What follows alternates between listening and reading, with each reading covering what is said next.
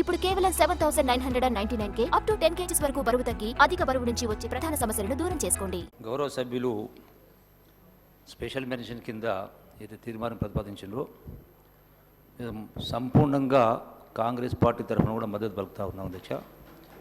అట్లాగే మిగతా సభ్యులు కూడా విజ్ఞప్తి చేస్తా ఉన్నాం, మిగతా పార్టీలు కూడా. ఎందుకంటే అధ్యక్ష, ఇది న్యాయమైనటువంటి ఈరోజు జరుగుతున్నటువంటి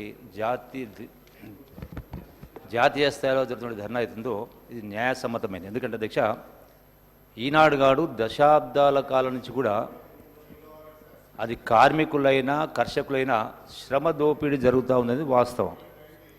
ఎందుకంటే అధ్యక్ష, ఈనాడు భారతదేశము ప్రపంచ స్థాయిలో పోటీ పడే ఈ విధంగా స్థాయికి వచ్చిందంటే పారిశ్రామిక రంగం ఉత్పత్తులు మొత్తం కూడా ఆ కార్మికుల కష్ట ఫలితమే, ఆ చెమట చుక్క కారణంగానే.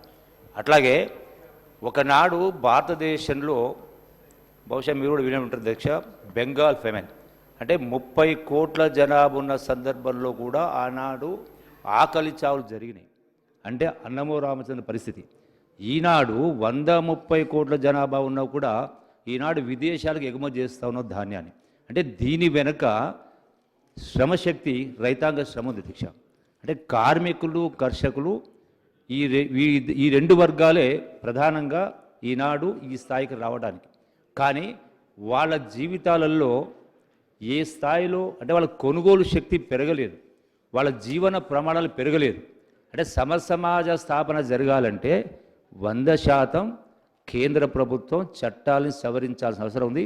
ఈనాడు రైతాంగం కూడా ఏదైతే ఢిల్లీలో జరుగుతూ ఉందో, అంటే ప్రపంచంలో కనివిని ఎరగని విధంగా ఆ రైతు చట్టాలు ఇంట్రడ్యూస్ చేసిన సందర్భంలో అంత గొప్ప, అంటే సంవత్సరం పైన అంటే అన్ని కాలం అంటే వర్షానికి ఓర్చి చలి కోర్చి కూడా అయినా కూడా అంటే ప్రజలు అంటే సంఘటిత శక్తిని, రైతాంగ సంఘటిత శక్తిని, ఆ యొక్క సంఘటిత శక్తి ప్రదర్శించిన తర్వాత పార్లమెంటే దిగి వచ్చింది. అట్లాగే అధ్యక్షుడు నిన్ననే మా దగ్గర అచ్చంపేట దగ్గర కూడా కొంత రైతాంగం వేరుశనగకు మద్దతు ధర రాలేదని కొంత ధర్నా చేయడం జరిగింది. వాస్తవం అధ్యక్ష. ఎందుకు జరుగుతుంది అధ్యక్ష అంటే రైతాంగం పండించినటువంటి మన దేశంలో రైతాంగం పండించిన ధర రాకపోవడానికి కారణం దీనికి కేంద్ర ప్రభుత్వం నిధులు ఇవ్వాల్సిన అవసరం లేదు అధ్యక్ష. అయితే ఇంపోర్ట్ ఎక్స్పోర్ట్ పాలసీ అవుతుందో దాన్ని సరి చేస్తే డెఫినెట్గా రైతాంగం కూడా వారి యొక్క శ్రామికులైనా ఎప్పుడైతే వాళ్ళ ఆదాయం పెరుగుతుందో డెఫినెట్గా పనిచేసే కూలీలకు కూడా వాళ్ళ ఆదాయం పెరుగుతుంది.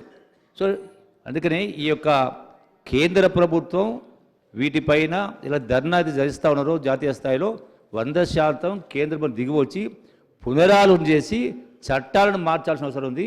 సమసమాజ స్థాపన జరగాలంటే, సోషలిజం రావాలంటే డెఫినెట్గా మార్పు రావాల్సిన అవసరం ఉంది అధ్యక్ష.